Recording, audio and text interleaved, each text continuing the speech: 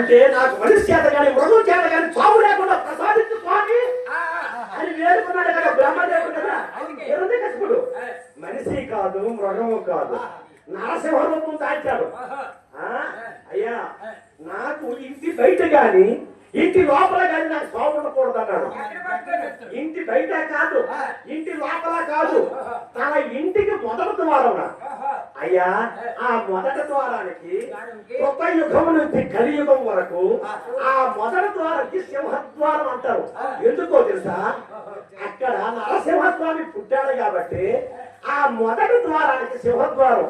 నరసింహస్వామి పుట్టాడు కాబట్టి మన ఆడవాళ్ళు అక్కడ పసుపు రాసి బొట్లు పెట్టి ఒక పువ్వు పెట్టి ఒక కలసంతో నీరు పెట్టి అక్కడ దండం పెడతారు.